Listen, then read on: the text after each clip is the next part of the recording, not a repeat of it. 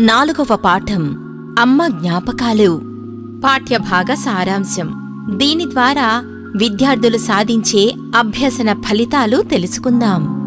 అమ్మ జ్ఞాపకాలు పాఠ్యభాగ సారాంశాన్ని సొంత మాటల్లో రాయగలుగుతారు. వారి అమ్మను గురించి మాట్లాడగలుగుతారు. అమ్మ గొప్పదనాన్ని గురించి సొంతంగా మాట్లాడగలుగుతారు. పిల్లలు, అమ్మ జ్ఞాపకాలు సారాంశాన్ని విందామా? అమ్మ వాకిట్లో ముగ్గులేస్తే రంగులద్దిన చీరలా కనిపించేది. అమ్మ నవ్వినప్పుడు పండ్లు పాల బలపాల్లా అంటే తెల్లగా కనిపించేవి.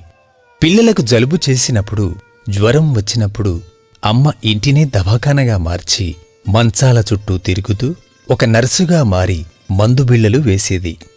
ఇక్కడ అమ్మ ముగ్గులను అద్దకపు చీరతో పోల్చడం, పండ్లను పాల బలపాలతో పోల్చడం కవి ఊహాశక్తికి నిదర్శనం. అయ్య పొద్దున్నే దొరల బర్లకాడికి పోయి పాలు పిండేవాడు. దొర కొట్టంలో అమ్మ పెండ తీసేది. లేగదూడలు తాగకుండా వాటి నోళ్లు కట్టి పితికిన పాలు దొరల బిడ్డలు తాగేవాళ్లు. దొరల బిడ్డలను తెల్లకుందేళ్లతో కవి పోల్చాడు. అమ్మ పెట్టుకున్న ముక్కుపోగు ఆకాశానికి హత్తుకున్న నెలవంకల అర్ధచంద్రాకారంగా ఉండేది. భూస్వాముల ఇండ్ల ముందు కుందెనలో పోసి వడ్లను దంచుతున్నప్పుడు ఆ చప్పుడు మధ్యల మోతగా వినిపించేది. అమ్మ రోజంతా పనిచేసి సోలెడు నూకలను చీరకొంగున మూటగట్టుకుని ఇంటికి వచ్చేది.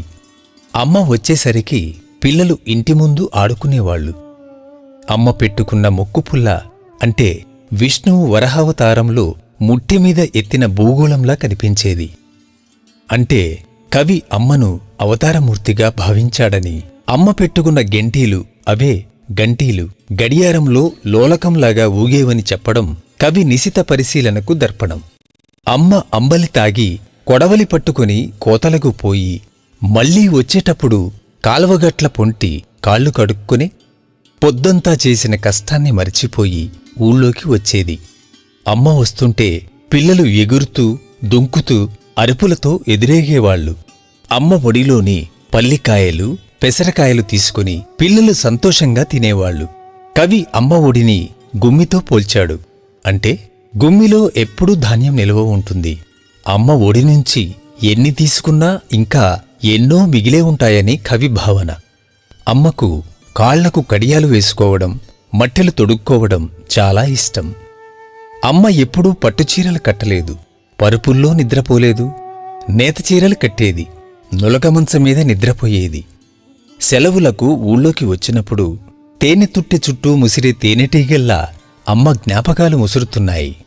ఇట్లా అనడంలో కవి ఉద్దేశం తేనెటీగలు మధురసం కోసం పూల చుట్టూ తిరిగినట్టు అమ్మ జ్ఞాపకాల మాధుర్యం మనసు చుట్టూ ముసురుతుంది.